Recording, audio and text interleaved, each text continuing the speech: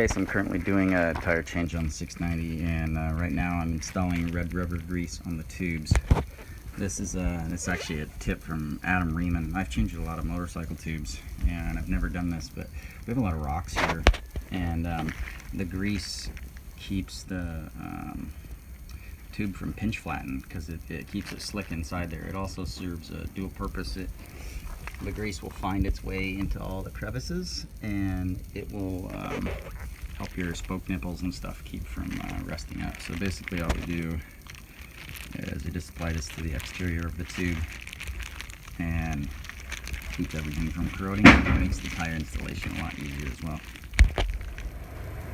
So that was my first ever experience with red rubber grease, installing a dirt bike tire. And this is it's a big one. It's a 140/80, and real stiff, a lot stiffer than my old dirt bike tires. Should have done it with the rotor facing down, but I didn't. I wanted to make sure I got the direction right so I wouldn't have to take it back off again. The grease makes it so much easier to install. I would say the only drawback is if you're doing it on the trail, you're going to get dirt and stuff all over the place, but it's very wet and corrosive around here, so it gives me a little bit of peace of mind in there. This is rubber safe grease, so keyword red rubber grease. But it makes the bead go on a lot easier. Yeah, this thing slid right on, piece of cake. I only used the little tiny short tire irons so that I don't do any damage to the rim or the carcass of the tire.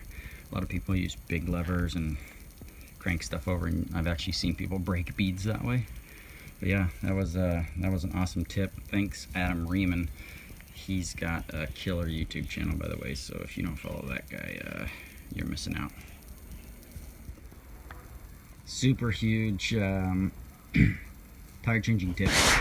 If you do use grease to install your tire, make sure that you clean your brake rotor.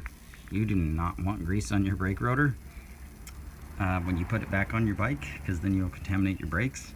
Another thing is if you use grease and you have grease all over your tire, you might want to scrub your tire pretty good before you go hit the pavement and rod on the throttle, because not only does it have the factory cosmoline for the rubber preservation, which makes it slick, you don't want grease on your tire when you're trying to go real fast. So make sure you scrub down your tire, and then take it easy for, first, I don't know, 15 miles or something, so that you can scrub the tire in and be ready for the road and not land on your head.